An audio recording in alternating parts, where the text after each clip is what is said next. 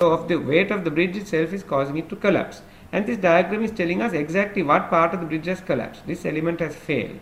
This red color means that they are in compression.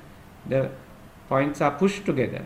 Blue means it's in tension. This light blue means a little bit in tension. The color is dark means it's very close to failing. The color is light means that it is very far away from failing. Failing means it breaks. So here this program is showing us that this element has broken, which results in the bridge collapsing. So what do? Our design is a failure. We have to go back and improve the design.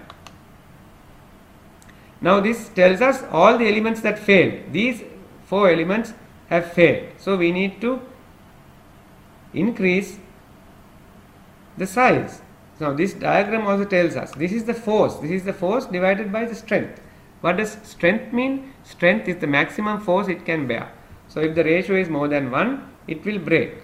Here this is actually 3. So these are very weak elements. So we need to go back to each of these elements and we need to increase their size, or we can increase the material or something like that. So we'll increase the size a little bit. We don't know how it will work until we test it again. So we have to keep doing this several times. This one is 3, so we have to increase the size a lot, and probably this one as well, and also this one. So let us now test it again. We still have a failure here. The others are better now. So this one has to go up a lot more. Remember 30, we didn't increase that.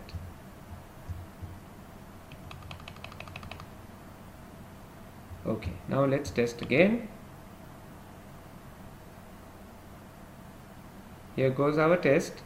You can see that as the truck moves, the forces change, and this is a very beautiful program to understand how that happens.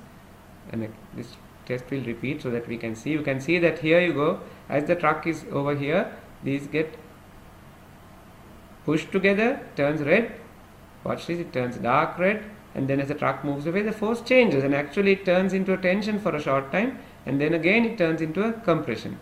You don't have to know the details of this, but this is what we spend our time teaching civil engineers for 4 years, so that they can understand how to make a bridge that doesn't fall down. Before you can do that, you must understand what kind of forces you get on the bridge and how it changes as the load moves across the bridge. So this software is doing all those calculations. So now we have a successful bridge. Is our job done? In one sense, our job is done. This bridge, if we construct it, will not fall down. But on the other hand, it costs $700,000. Now how do we know whether that is a good price or not? Well, there may be standards to say a bridge of this size over this kind of river should cost so much. You can check that. But we can also change our design. So we can change our design and we can go back and test again, and we can use the test results for that. For example, when these elements turn dark, that means they are close to failing. But if you look at this element, this never got dark.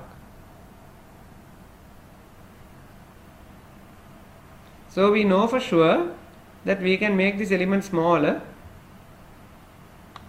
without having a problem. You take this element 18.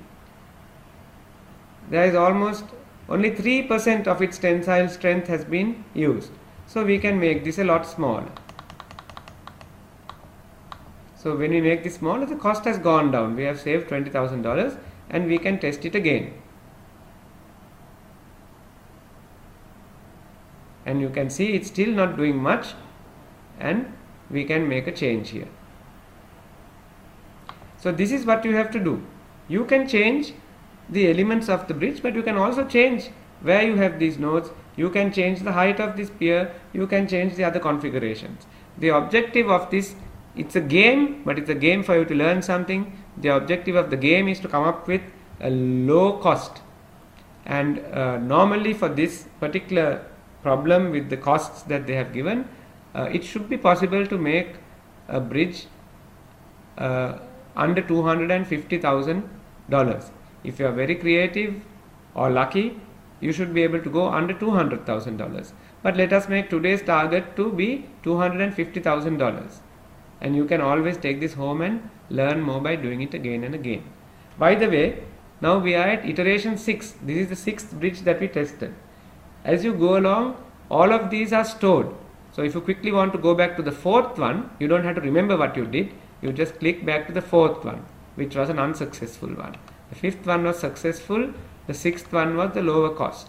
So all the things that are saved, so if you go on one path and say, no, this is not going to work, I want to go back, you can always go back using this tool.